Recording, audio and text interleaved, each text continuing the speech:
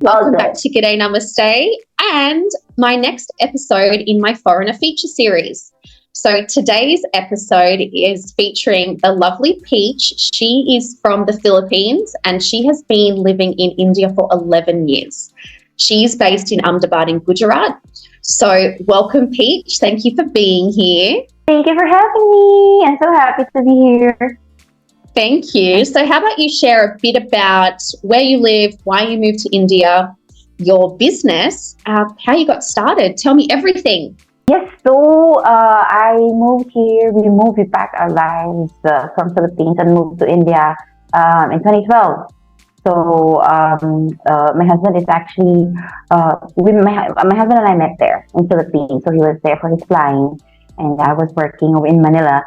And we met and we dated and it started from there. And in 2010, we got married. 2012, we had to move here because dad fell sick at that time. And my husband being an only son, we had to come back here and be with his family, which was totally a good thing for us too. But we didn't realize it that time. And so I am from Philippines, and here I am currently practicing photography. My husband and I are into creative industry. I'm a photographer. My husband is into cinematography. He films weddings and families too, family sessions and stuff. But so I've been doing photography even before I came to India. But I was working in the bank. I was into investment banking. So during that time, around 2028, that's where I discovered that I actually, that's where I discovered that how pretty pictures look like in DSLRs. I never had any idea. Yeah. Although in our family, we had those cameras and all that stuff. And I would do click pictures and all, but it's different, when I held a digital camera for the first time. So, so when we moved to India in 2012, there was no solid plans to really get into the business because, of course, when I moved here, I came from a corporate background. I initially really wanted to work, to gain experience, and to just experience how it is like to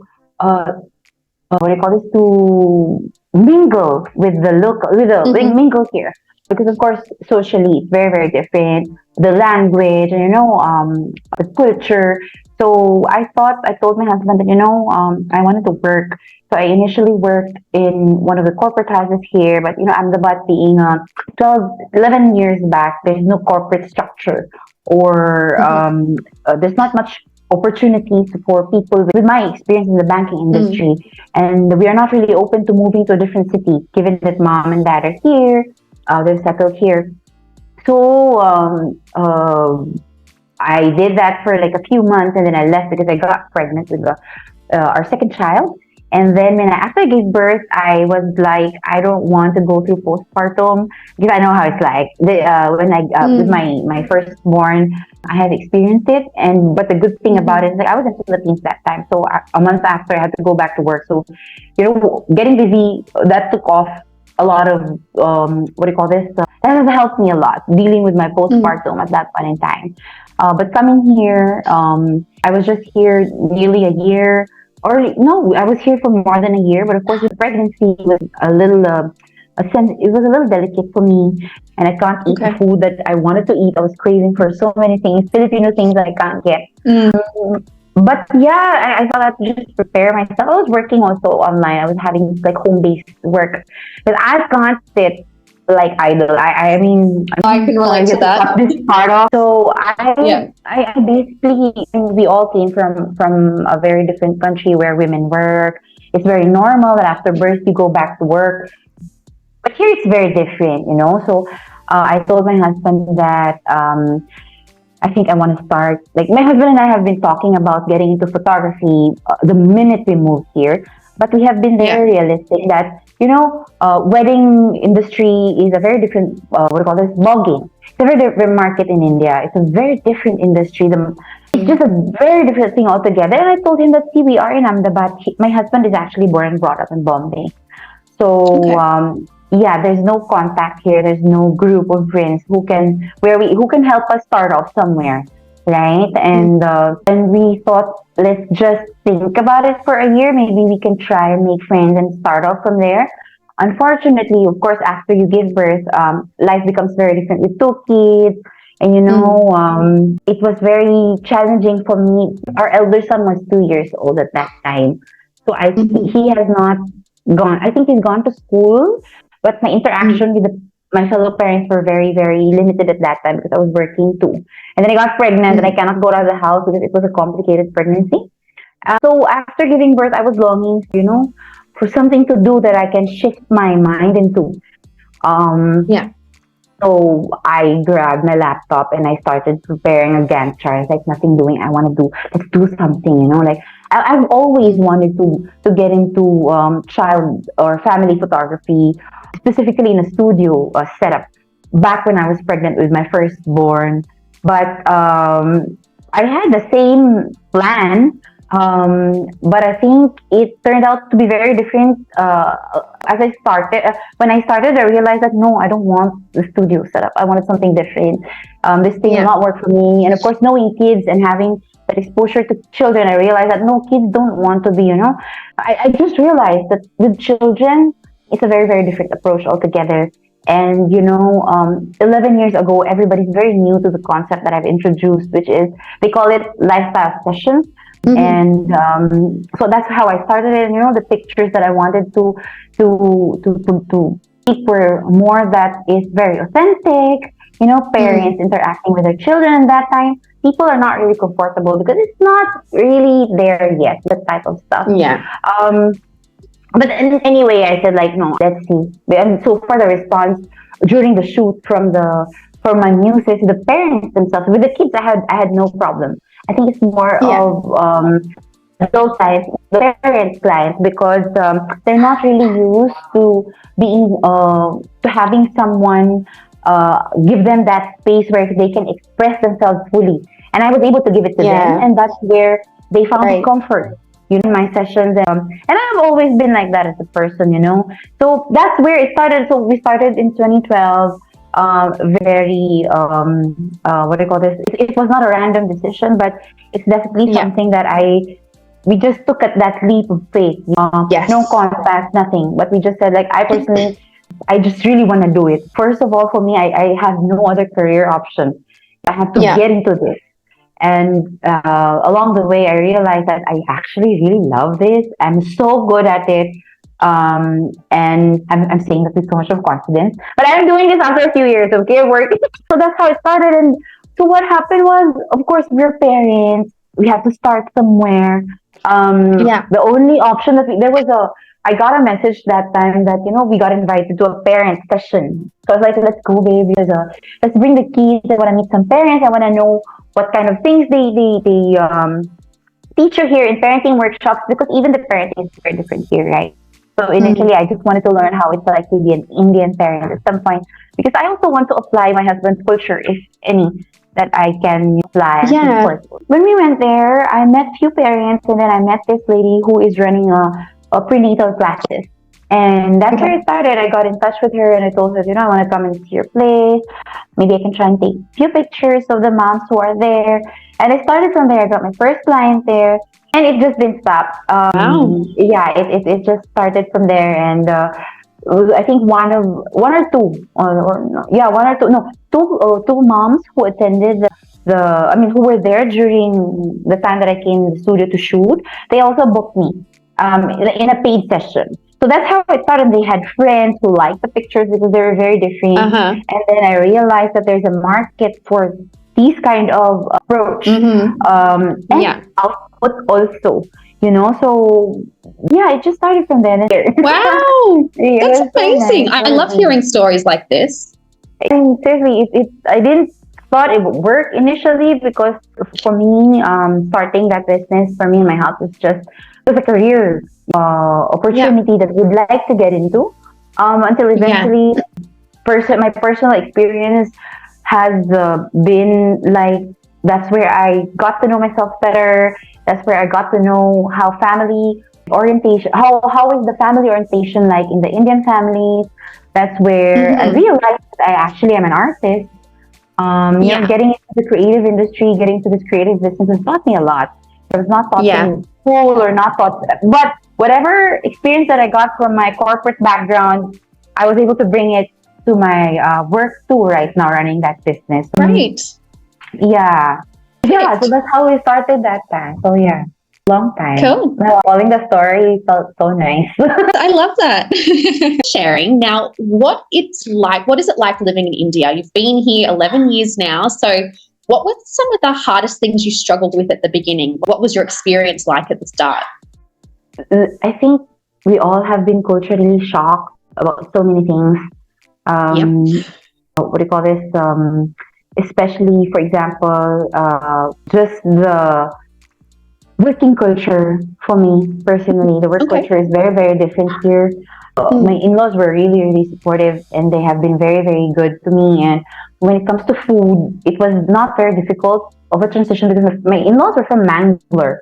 So the Mangalorean food is somewhat very similar to the Filipino food. So the base also, like the what do you call it, coconut and stuff. So it was not that hard for me as like what I initially thought it would be, because I was given that chance to work. My in-laws were really, really supportive of me.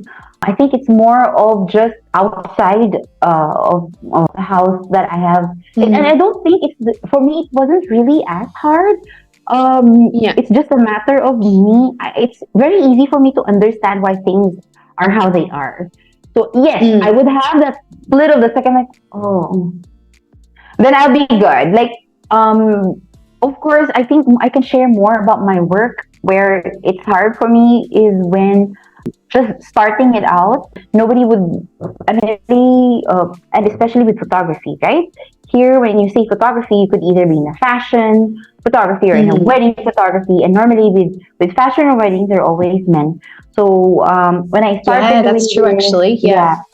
So when I started doing this, difficult for me to convey that I'm the one who's going to come and shoot your baby, not my husband. So culturally for them, for Indians, they were expecting a male as well, because that's just how the industry has been. Yes. The language is one of the things that I've struggled with, and I'm struggling with until today. Because the thing is, in our household, our house help used to speak Tulu, and it's multilingual household. And then my in-laws speaks in Konkani, and it's their own Konkani. And then my husband and my mother-in-law, my husband would talk to his folks in a different Konkani also. So then when you step out, Gujarati and it's Hindi. Language is still something that I really struggled with, but I managed to somehow learn small things that could help me, because I have to interact with elders, I have to interact with kids. So some of them have very limited very limited to speak in English. So I did my bit, but I wish I could have learned a little more, especially with my husband's mother tongue, because I'm very close to his family. So I'm getting there, little. So I'm getting there. But so far, I didn't really have that. I think it's just the adjustment of being in a new environment, in a very different culture. There's actually a lot, but it's just for me now very normal. But I can't. It's been so long. I've been here for so long. So for me, it's more the work that I've adjusted more. Family too, good. Yeah, it's been a good thing for me. Yeah. Wow. So in terms of things that you still struggle with now, is it mostly just the language, and everything else seems to be okay? Nothing much for me. Initially, of course, dealing with people professionally was a bit of a struggle. But I've seen the change, especially now with the generation that I'm dealing with. It's like a breath of fresh air. It's just the same for me. To be very honest, it took me only it took me 3 to 4 years to be able to really grasp the entirety of it, and to really say that, I'm good. I'm really good. Yes. I'm exactly the same, actually. Like, it's coming up to 4.5 years for me, so it'll be 5 years in May. And the first year was definitely the hardest, and I say that to everyone. And even people I speak to, I'm an English teacher online, so I speak to a lot of students who live abroad, out of their home countries, and even they say, like, their first year's always been really hard, no matter what country you're moving to. Yeah, but if I think about when I really started to feel like, you know what, I'm good. It was probably around the time I got my OCI last year. Then I started working full time, and I started to create, like, I guess probably the same as you when you did your photography. When I started to create like I wouldn't say my own little life, because obviously I have a shared life with my husband. But I think, when I started to create a little kind of thing for myself, kind of, I'm building a career. I'm, building my own routines, building up lots of different things that I thought I lost or left in Australia, like my independence, hobbies, activities, all of these sorts of things. So that was probably 3.5 years. Yes, I reckon it was about 3.5 years for me to really feel like, you know what, like I'm okay. Yeah, we're good. But yes, I thank you for mentioning the independence. Actually, it's one thing that I think it's the main thing, independence. Sorry. And thank you for bringing it up. Yes, it is. I think the independence for me, like I mentioned, it's like 16, since I was 16, I was out of the house and, living in a place where you don't know the language, you don't know the street, and I mean, you just have no clue about it, and the work opportunities are very limited. And that work has taught us so many things in life. As a woman, you're so empowered. It feels so good to be able to provide and to be able to just buy things where you don't have to ask anybody. It has nothing to do with ego. This has nothing. It's just right? Yes. And just having your own identity that you have. That's what I was trying to say before. I couldn't think of the word identity. Yes. And for me, it's really important because, to be very, very honest with you, I am a very ambitious woman, but I'm not competitive. I'm just ambitious. I have my own dreams. I can relate to that.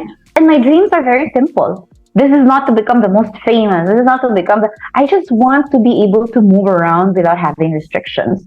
Things that, and for me, it's very simple. I mean, I think I'm really blessed with my husband, to be very honest with you, because he's the one who has really pushed me that go to work, really work, and he has given me that space to be able to decide for myself. But he's here in his place where he is bound with all those traditions and culture, and you can't. And sometimes there are lapses also with how our husband would process all these things, mainly because that's how they were brought up. That's how the culture is imbibed to them. So but luckily for my husband, I am really blessed that he was the one who encouraged me to pursue my dreams and pursue my passion. And I'm so happy because we're doing it together now. That's great. And everything is just, but it took time. But I think independence is like the big thing for me. You can't rob it from people, man. I am so blessed that I was able to talk to my in-laws, my own mom and dad, that way. So I was able to communicate my needs. I was able to communicate my wants. And they were able to understand it eventually. Like, and my father-in-law especially was like, I mean, not all father-in-laws are like very open, right? So dad is like very supportive with such things, and even mom. I think without them, I won't be able to. I won't be able to do all this, like build my career from scratch, because it's so difficult to build your career from scratch in India, man, especially in the creative industry. But that time, because I was very driven, I didn't think of any difficulty. I've been through that phase, like for the first 4 years of the business, I was just awake till 4 in the morning because I'm trying to study everything on my own. I really built everything from scratch. And I was grateful that I got that support. Actually, before we moved here, I told my husband, I don't want anything. I'm a very low profile, a very low maintenance girl, So I told him, like, I only need 2 things. I want to be able to work, and I really need a house help. Because in Philippines, anywhere, I'm not sure, because even in Western countries, I'm not sure how it is in Australia, how easy it is to get house help. But in Philippines, it's very affordable. Oh, it's not affordable in Australia. It's really expensive. Exactly. It's like 5,000 rupees an hour equivalent. Oh, really? Damn. Yeah. So, Yeah. but here in India, it's equally affordable. Too affordable, in Yeah. fact. Yeah. So I told him that I just wanted these two things, and I'm good. Like, and that was, they were able to give that, and I didn't even Mm. have. I think that's why when you asked earlier, what are the things I had the hardest time with the family. It's just the adjustment of being in a joint family. Other than that, nothing. Not even the food. Because I love the food here. Don't you love the food here? Do you like Indian food? I do, yeah. I mean, I learned how to cook Indian food during the pandemic, during lockdown. Really? So we eat it like every day. I just eat it for lunch. I balance it out between Western and Indian. But yeah, Yeah. I do eat it every day. Oh, that's so nice. But it's really just independence and all this. But we're lucky. We're really lucky. We're blessed Yeah, like that we're able to do what we're doing. definitely. Okay, so next question. What do you love about India? I personally love almost everything about it. I think I love the music. It's beautiful. I love this. I love Sufi songs, Sufi music. Mm. And I also love the arts here. Art is crazy. If you are an artist or if you're creative, I think India is where you're going. It'll blow your mind with the history, with the artwork, and the people here are just so talented. I Yeah. also love the food here. I love the fact that they have retained their culture. I think it's small things. Like, for Yes. example, I think it's very important, and it's an identity Yeah. of a person, the culture. And I'm just Yeah. so glad that in Philippines, there are very few things that we have kept with us. But it's not like India where everything there's something. Not, I mean, not everything I enjoy, but personally, what I have experienced so far, I really love it. I was not really exposed to a lot of Hinduism culture. Dad was, it's an interfaith marriage for my in-laws. Okay. Mom is a Catholic, dad is a Hindu, but we're mostly practicing Christianity at home. Yes, dad also has his own temple and we do pujas and all, but I think I love that they were able to retain and, practice all this even in this generation. I just love it. I love see, I'm a photographer, so I'm exposed to baby showers, engagements, weddings. It's so beautiful, man. I'll tell you one thing, no? Whenever I go into an event and shoot it, I come out of it super pumped. I'm exhausted physically, but I'm not. It's not like it's something you can complain about because you're just so happy to see something and because you learned something new. You've seen so many beautiful things, literally in every shoot that I do. So I think the people here truly, it's a struggle. So I forgot to also tell you that it was very hard to find friends here. Sorry. Can I just go back to number one? Of course you can. Yes. I wanted to share this very, and I'm so glad I mentioned this because it's very hard for me to find friends. Especially because my husband is from Bombay, right? So he hardly had friends here.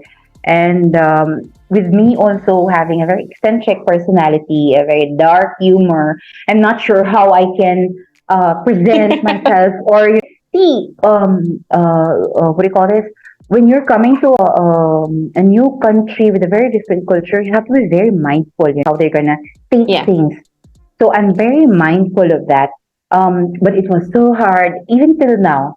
To be very honest with you, I am still in the process of socially opening myself because when it comes to work, I'm good. Like I'm very confident. But I think I am in that phase of my life. I've spent a good 6 years where I am struggling culturally. In the cultural, how do I say it? I'm having the cultural identity issues, right? Okay. Because, for example, I grew up in a Catholic country, coming to a very, very hold on. I'm coming from a country where the traditions are very. We don't have Diwali. We have the New Year, our usual New Year, right? So here, even if we celebrate Diwali, we celebrate it as a family only. And because because my in-laws are not from Ahmedabad, what do you call this? The family is from Bombay or Mangalore. So we celebrate Diwali in like just us, six of us. Yeah. So when dad passed last year, I hated myself because I was not able to learn that, side of the kids' culture. And I wanted to pass it on to my kids. That's their legacy, So, or we call it legacy, but that's to honor my law, Yeah. So now I'm trying to really intentionally make friends. And it's also very difficult for me because I'm already in that age where I'm 40. So I really have no time for small talks. I have no time for all these.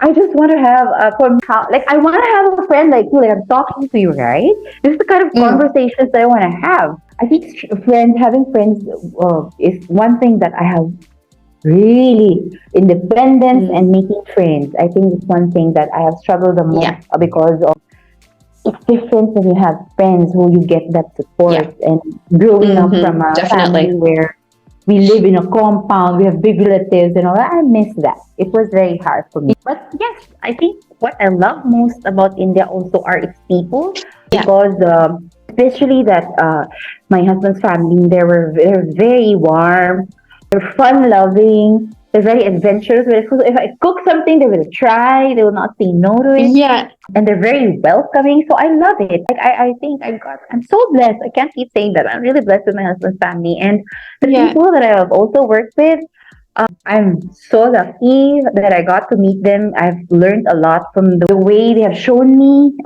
how they are as a family. It has really helped me a lot understanding my own. And also the people, my friends in the creative industry. It's crazy. I'll tell you something. When I was working as a banker, right, in Philippines, so my group of friends are very different. And it is only after moving to India where I felt like I found people who really understood me and got me. And it's so surprising because they say, "Oh, India, the people there might, they're like this. They might not get you. They're bound to their traditions, so they might not understand how you are." But then I realized, like, oh my God, no, they're crazy. They're so fun loving. At least I have seen. Yeah. I'm really happy that way. And I think my friends, especially in the creative industry, are the people that has really helped me come out of my shell, to be very honest with you. So I love it here. I love it here. The food, it's crazy. The celebrations, it's still colorful. The meaning behind the celebrations are it's so beautiful, to be very honest. The music, I don't know, the celebrations, it's crazy. It's crazy. So I love and I also love the variety, the geographical, am I right? How do I say this? The geographical, no. India it has the most beautiful mountains, but the geography, sorry. So the beach are okay, but the mountains here are like beautiful. And that's true. So these are the things that I really love most about India. Beautiful. When was the last time you went back to the Philippines? Do you go back often? I was there a couple of months ago. I had to go home, but it was a very quick visit. I used to go home every 2 years, but after the pandemic, my last trip was in 2017, and then my mom came down in 2019, and we were supposed to go home in 2020, but of course, pandemic has ruined those plans for us, and we couldn't go home. So because my father-in-law felt so sick, and he passed away last year. So it's been like no, thank you. But it's been six years for us, and then I finally got to go home. Just me. But next year we're planning to go back. But we're planning to do it every year now because I feel like there's so many things that I also miss about home. Yes, right? That leads into the next question. Pretty much the same things as you, to be honest. Like family dynamics, I think, is probably the big one. Not that I'm not close with my own family, but it's a different sort of close here. There is just like this closeness, and you can feel like you can turn to family for pretty much anything and everything, no strings attached. It's just like really, I don't know, it's different. It's different. So I really appreciate that. I think that people are extremely friendly once you start kind of opening yourself up. I know that I was really closed off when I moved because I was kind of scared about language barriers. I was scared about whether it would be like appropriate to talk to people or not. I had so many unknown factors. But once I sort of opened myself up to meeting more people and things like that, then yeah, I really found that people are really friendly and willing to help. I love that you can buy fruit and vegetables by the side of the road and they're so fresh, which is like so not easy to find. Yeah, it's not easy to find in Australia, like that in Australia.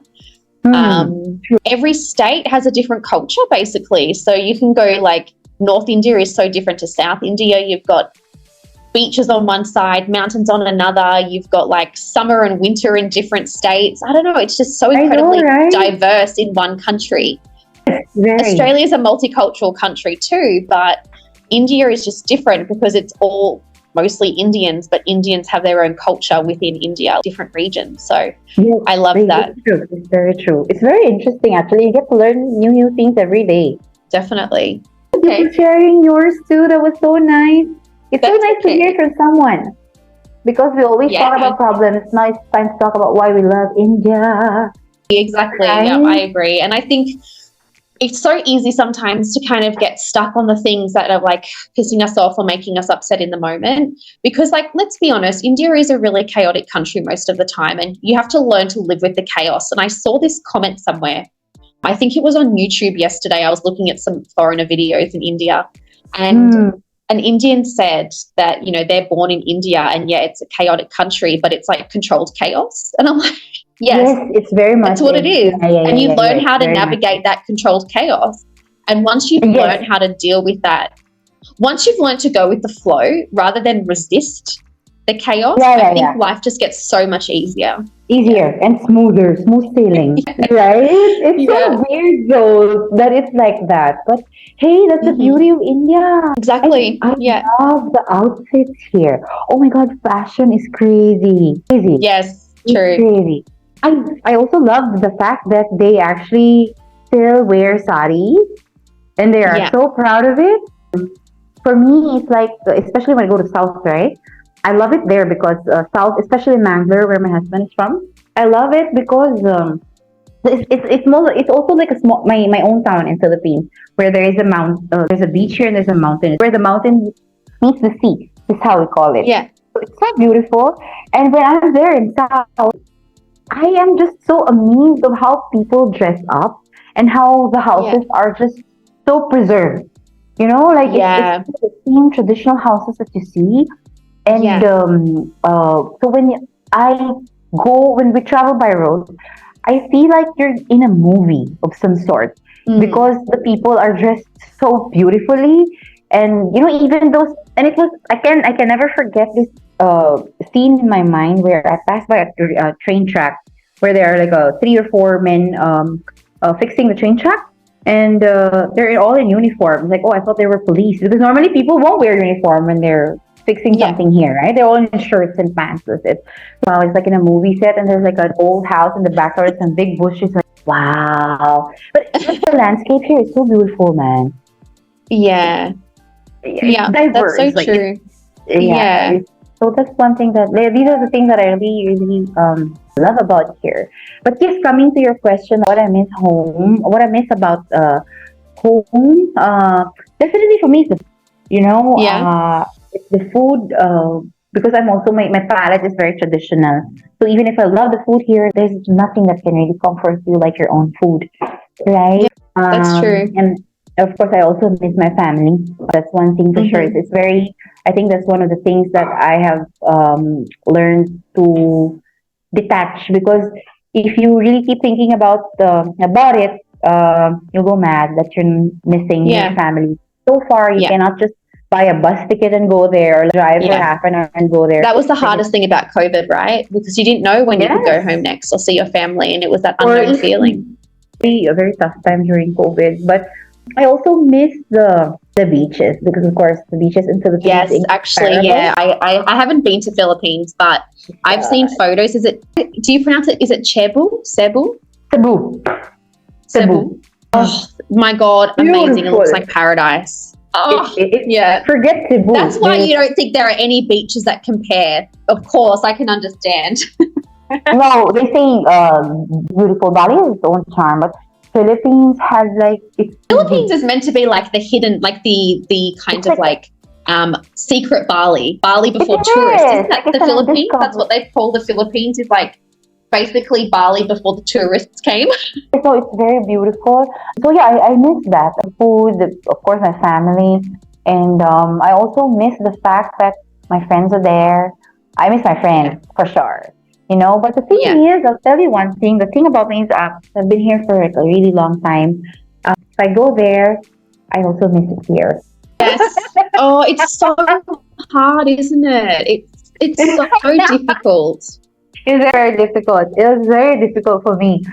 Yeah, I do. I miss that. And do you experience the same? Do you feel the same? Yes. Yeah. I mean, look, if I'm being completely honest, I went back home for Christmas last year, and it was my first back in 3.5 years. My first time Really?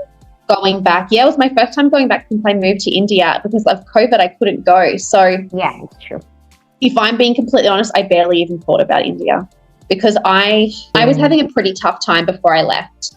So even though I got my OCI around that time and everything, but it was just a really difficult for me. I was feeling very, very negative about India, because when you're here for a really long time with no breaks in between, we hadn't even gone on a vacation outside of the country. I was feeling really negative about the atmosphere. So when I went back home, I was like, it was hard for me, because when I went back to Australia, I felt like I didn't belong in Australia anymore. And that was probably You had like a culture reverse shock culture shock. also. Yeah, same. And I felt like I didn't belong in Australia. I felt like I was too Australian for India and too Indian for Australia. And I felt like I didn't belong in either country. Saying that, I thought I was the only person who felt like that. No. Like you're lost in between. Yes, right? Completely lost in between. And then I went back for my brother's wedding in September, just a few months ago, and this time was so much better. I knew what to expect. That's when I really missed India that time, was because I went to Australia with a healthier mindset. So I knew what to expect. I didn't feel too Indian or too Australian in either country. And, I was excited to come back to India, because I'm like, yeah, I'm excited to go back home. Whereas with my first trip, it was really hard. Yeah, it was honestly just really hard. And when I came back, when I got back to India, I think it took me like 2 months to readjust again. It was horrible. I had to like go back on my antidepressants because it was so hard. It was terrible. Having to readjust, because adjusting in India took such a long time. It took like over 1 year. And when I got back, I was like in a meltdown. Oh my God, am I going to have to learn to redo everything again and understand everything again? But it's fine now. It's true. Yeah, it's very true. And also, I also really miss about home is just the fact that back home the language is very easy. Oh, yes. Communicate. Like your brain doesn't have to work on overdrive. It's just easy. And for me, have you noticed that you can express yourself well if you're talking in your own language? So I miss that. I miss being my authentic self. Yes. Because like, for example, when you like how they pull their friends' legs here, and like it's so fun. It's so funny actually, because I listen to my husband and his friends having conversations, and I enjoy it. I was like, oh man, how I wish I can talk the same, because I know that I can also talk the same way. But it's just like, to process, and you don't know if and even if you say it in English, you won't get the same reaction when you say it in the local language. So I really miss that about home, that I can just talk whatever I want, and the communication, basically, I really, really miss that. So that's one thing that I when I went home, I was like, oh my God, I'm speaking my own language. Or I have to explain to someone why I'm talking like this. So I nearly cried in Singapore airport. I was in my layover and I nearly cried because I was waiting in line at like the 7-Eleven, and the guy in front of me was being served, and he had all of his stuff, and the cashier says to him, do you want a bag for that?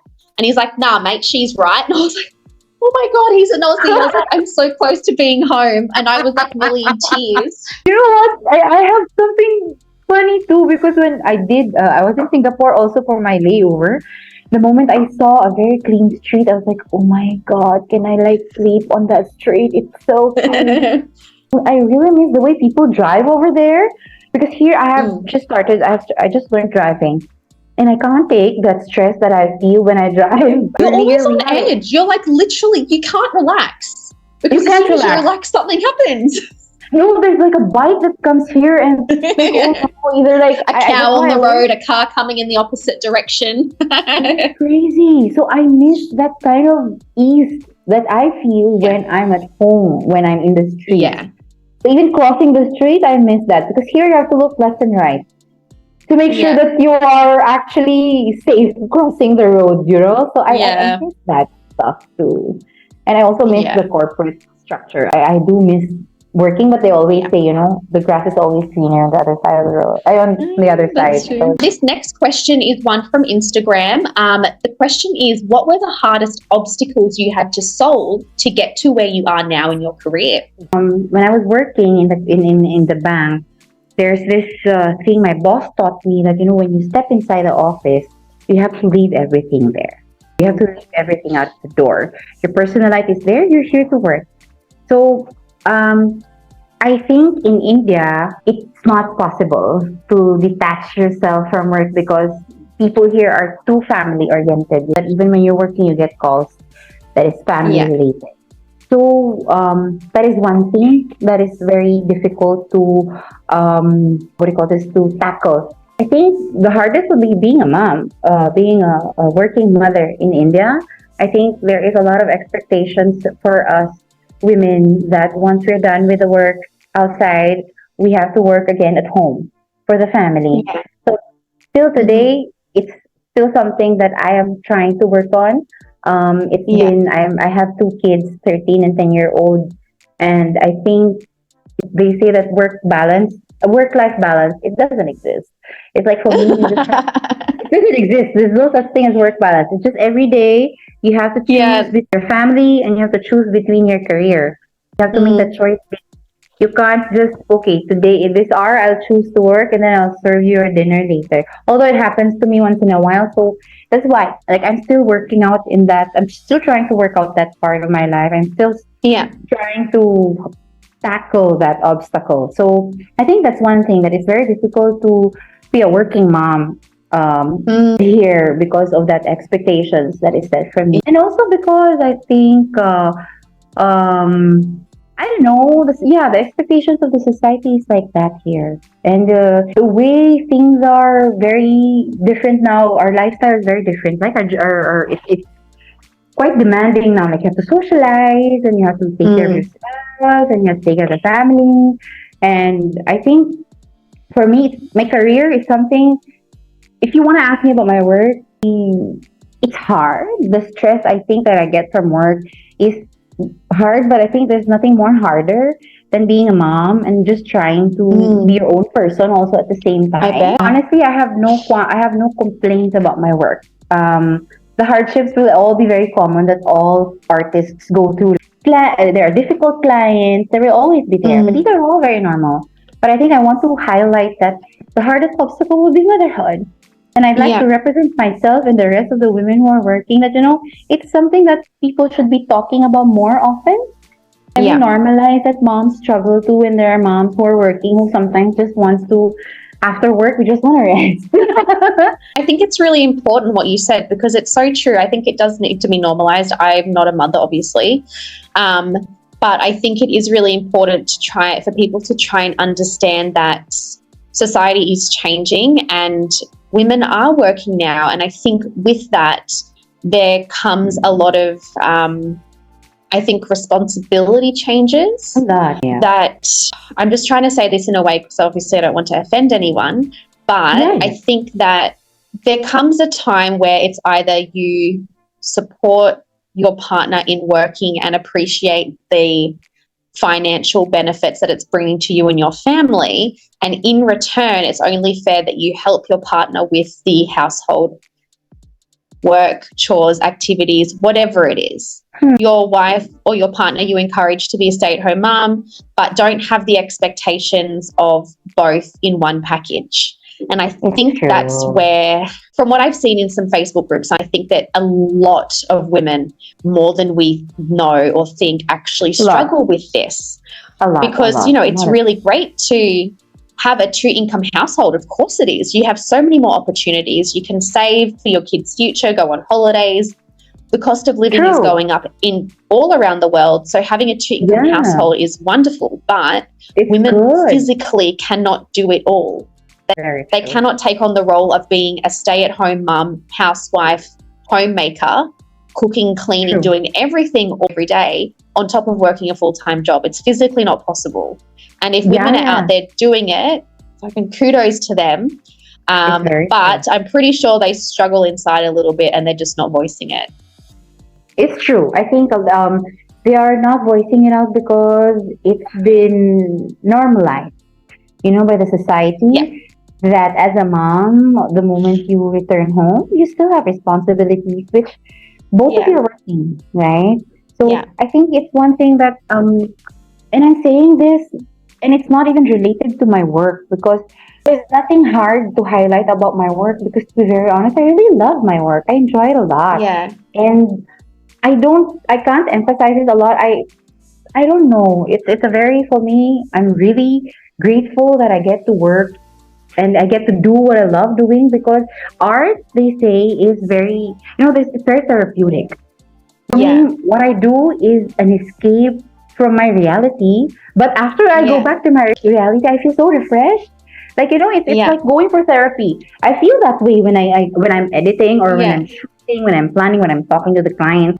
After that, I don't feel exhausted. I feel so refreshed, and then I can tackle again whether problems that I have somewhere personally. So for me, I have nothing to share about my career that I found it very hard, except probably those few things where, because you're a woman, people won't take you seriously and all that stuff. These are very common problems that created space. But in our career, mostly it's just, and I think a lot of people are talking about it now, but I think it also deserves to be talked about more. It's really the parenthood parenthood that can really be very difficult for a lot of us to navigate, especially if you have your goals, your own goals, and to fulfill. So I will also add, though, just back to what I was saying, this is not just an Indian society thing. This was also Western society like 30, 40 years ago. And I don't think any of us realize how hard our parents had it until we get older and start doing those same things. And I think back to like when I was growing up, and my mum did so much for us around the house, but she was still working full time. She was like, and it was very normal for that generation too. So it's not saying that it's just Indian society, but it was every society at a period of time, right? But it's just becoming more common in Australia now. It is really, really common. I mean, more common than what it is here. But I think with this kind of topic, women are seen as being able to do it all and handle it all. But I think things need to change a little bit because it's hard. And I think the more that mental health awareness is becoming more and more talked about, I think that's when we're starting to see more about women seeking help and asking for help, because it's hard. Yeah, and I also see a lot of men now seeking for help. Yes, to be true. honest with you, I really appreciate that, because it takes a lot of courage to be able to admit that you want to fix yourself, right? Yes, definitely. That's true. Love it. And I think these are the things that are happening in India too now. A lot of people are talking about it. I think I'm a millennial parent, so I have seen a lot of conversations from my generation of parents where they are really trying to break that, generational curses, they would say. So they're trying to be the generational change. Yes, which I really, really appreciate. And we're getting there. We're getting there one day at a time. Yeah, definitely. All right. So this is great. I'm really glad that we're having these kind of off little discussions, because this is what people love as well. People love hearing about this kind of stuff. All right. So let's move into the last question. Again, I keep saying that you've been in India for 11 years, but I think that's incredible, because I don't think I've met anyone that's lived here that long. What advice would you give to others who are wanting to move to India, short or even long term, based on, your wealth of knowledge? I think my advice would be, if you have a partner, or if you're planning to, is it right if you're planning to get married? No, but normally people who come here would be having a partner, right? If you have a partner, I think it's very important to communicate certain things. It's very important to prepare yourselves from the change that you're going to experience here. It's very important to have a different mindset that when you come here, the life will be very different. Of course, experiencing it is a different thing altogether. But I think it's also important to get to know the culture a little bit more. The information is free now. There's a lot of people, like, this vlog is going to help for sure. Yes, watch this vlog. It's going to help you. Like, real life answers you're getting from people. Well, this is also one of the reasons why I also wanted to do this series, is because I do really, really want to be able to help people. When I started my channel, it was a mix of my life in India and also providing information for people wanting to come to India based on my experiences. And I think that's another reason why this series is, I think, really great, because it helps. I think I had a couple of comments recently from some Indian subscribers who said it helps them see from a foreigner's perspective, like India, but then it also, I think, provides other, like foreigners, for example, wanting to move to India with a lot of different experiences, but there's also a lot of overlap on things people struggle with. Language, for example, is the really big one. Independence or lack of is another really big one. Advice, a lot of people say, most of the advice is kind of really repetitive, which I think is really important, because take the advice. Yes, it's true. But yes, you have to take that advice, because if it's repetitive, that means it's happening quite a lot. And it's a very common thing here. And yes, one thing I also want to say about when it comes to advice, if you want to, a lot of women, I especially in our community, in the Filipino community, what I just read is, they'll get married, and when they come here, they'll struggle a lot, which is, I think, normal. The struggle in the sense of not being able to grasp with the culture. Well, I think it's, for me, really important to have that transparency with your partner. Because some people might conceal the truth just to entice you to come here, right? So, for example, if you're someone who's coming here with the intention of meeting someone or marrying someone, it's very important to have that transparency. Of course, communication, understanding comes along, but that's why it's really important for people to come here on vacation first, which is, I think, the advice of Kat, the first video, that was the advice she gave. Come here and see India first before you move. And I think that's really important. I came here at least, I'd been to India 5 times before I moved here, and I still struggled. Wow, that's so nice. Prepare yourself. You have given yourself enough time to prepare. That's really nice, yeah? But for me, it's just that to get to know the culture a little more better before, settling here. And for me, it's more about just being mentally prepared, because you don't really, every family is different. Every household have the same dietary, especially the diet part. It's for me, it's easy because we all eat the same stuff at home. But for some, it's a huge, huge, huge struggle. I'm telling you. So for me, my advice is to be very, just to get to know the culture first, and especially if you're coming to settle here, communicate to your partner, the things that you want or your expectations. It's very important to communicate and understand. Communication is one thing, but the understanding should also be there, and just make sure that you and your partner are on the same page. It's very important. But I hope that this advice would help a lot of people to, be realistic with your expectations. And this also goes to all to anybody, an Indian who wants to marry a foreigner, set your expectations right. I think that's true as well, actually, because we always talk about from a Western's perspective, but I think that's really important too, from an Indian perspective, because I know a lot of my subscribers watch these videos too that are Indian. But if you're planning on marrying a foreigner, be very clear and open about the family expectations. What do your parents expect out of the marriage? What do they expect from their future daughter-in-law? Are they going to expect her to do all of these sort of things, to follow a certain practice, to follow a certain way of living. Be very clear and open about that. Because that's going to make a huge difference, because there's nothing worse than getting here and then, not that it really happened to me, not anything major anyway, when I got here, and there's a lot of have these really big, have these really big kind of life decisions dropped on them. Like, you have to do this, you have to do something this way, this is just how it is here.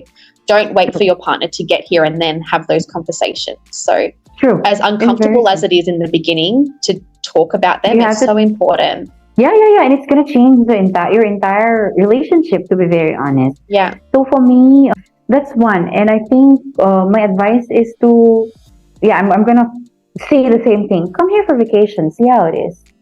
Because coming here for vacation is very, very different than living here. Because you have to adapt to everything. I found that out. Yeah. I wasn't expecting that. With respect to my father-in-law, I moved here because of him, and I'm actually happy where I am now. It took a lot, but I'm happy because for me, I felt like I'm in India. I still feel like I'm in Philippines because I can move freely. So when I came here, I was really given that independence. I could go out anywhere I want. Of course, my in-laws were initially scared, but we had a driver, so I can go anywhere I want. My husband would drive me around, and then eventually, I was able to manage things, But because my love outweighs more than the struggles that I have gone through, my mother-in-law took care of me when I was, after giving birth. I have lived here like a princess after I was at birth, because she really took good care of me. And I really love her. But it's just that you cannot expect somebody to change overnight, because I'm a father. Even for me, I think it took a while to accept it, that things are going to be like this. So true. Yeah, actually, yes. That was a hard thing for me, to bite the bullet and realize that, I can't fight everything to be my way. Yes, but you know what? I started thinking about it like, maybe this is something that is also good. I started looking at the good side of some of the things that personally aligns with my values, that people find uncomfortable, but for me, it's okay. So I'm changing my mindset without letting go of, because there are certain things that is not right for me and still being practiced, So thankfully for me, it changed me for the better. And I'm really happy here, but I'm telling you, I'm happy and I'm grateful that I'm here. I get to do what I love to do. That's where I discovered and got to know who I really am. Yeah. And I'm really, really grateful. If I've not come to India, to be very honest, I won't be able, I'm not a photographer now. I'd still be in the bank. I'd still be very unhappy. But after moving here, that's where I discovered that, I'm an artist. I have a spectrum. And that's where I discovered that I can do so many things. I was 38 when I actually started living life as an artist, and I started appreciating all the art that I can, take in. So I was at a very different phase of my life, discovering that I'll tell you one thing, that I realized. Being a mom, but when we were kids, nobody tells you, especially even in India, I think it's like that nobody tells you that you're creative. Nobody tells you that, you have future to be an artist. I wish somebody told me that. But it's okay. It's never too late. But after coming here, I was like, I'm more mature. I can appreciate these things more. And I can appreciate these things better. So I'm in that phase of my life where I'm actually really enjoying it. And I'm here in India where everything is just screaming with art. I feel that way. Everything here is just, beautiful to me. So I'm able to be here. Oh, that's so beautiful. All right. Well, let's wrap it up. Is there anything else that you would like to add before we finish for today? Oh, yeah. I actually want to thank you for having me here. Thank you. I'm so grateful that we are doing this. And I'm so happy that you are doing this. This is going to help a lot of women, not just women, but there's going this is going to help a lot of people who want to come here, want to visit India, want to see how it's like to be here, or like the lives of the people here. So I'm really grateful, and I'm so happy that I came across you in that small community group that we have.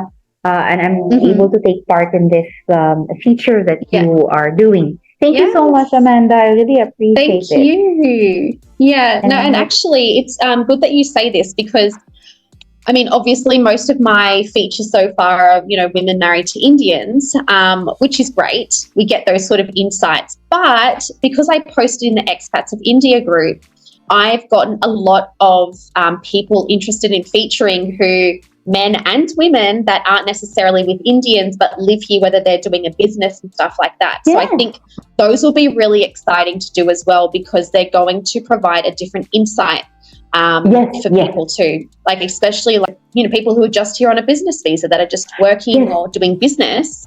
I think that'd be a really great insight, just different perspectives. Yeah, so that'll be next year coming up. Well, when this video airs, it'll be January, so it will be 2020. Oh, that's so nice. But that's the plan for 2024 is I have pretty much all of next year, I think, is kind of sorted, or at least the next 6 months of interviews. You're good. You're sorted. Yeah, that's really nice. And, I just don't like filming too far in advance, so I'll just do it 1 month before, like this month. But it's cool. I think you're doing good. And thank you so much for doing it. You're doing us a lot of favor, and it's beautiful.